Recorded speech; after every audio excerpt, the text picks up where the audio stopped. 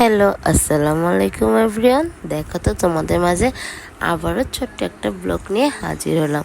আজকে এটা কি দেখা তো ছিল নাকি, এটা হচ্ছে ব্রেড ক্রামস পাউডার, যেটা সেদিন আমি স্যান্ডউইচ বানিয়েছিলাম। অনেকগুলো স্যান্ডউইচ বানিয়েছিলাম। বড় এক প্যাকেট পাউরুটি ছিল, আবার পরে আরও এক প্যাকেটে পাউরুটি যতগুলো সাইডের যে লাল অংশগুলো ছিল সেগুলো যে আমি কেটে রেখেছিলাম। আর সেখান থেকে পাউরুটিও মনে হয় বেঁচেছিল 2 থেকে 3 পিস। তো সে 2 থেকে 3 পিস সহ আর যে সাইডে যে লাল অংশগুলো ছিল সেগুলো আমি আর কি করবো এতগুলো, তো আমি এখানে ব্রেড ক্রামস বানিয়ে ফেলছি। কেননা আমার ঘরে হচ্ছে হোমমেড সব খাবার তৈরি করি।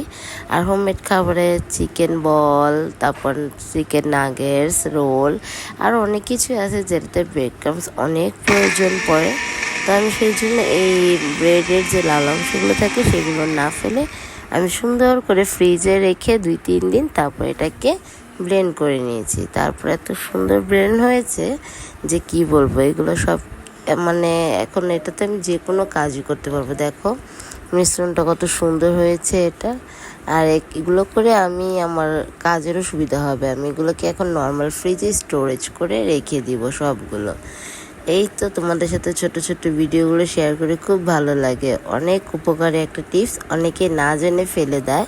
তো এরপর থেকে এটা কেউ ফেলবা না, যার যা লাগবে সেটা এইভাবে কাজে লাগিয়ে ফেলবা। আল্লাহ হাফেজ।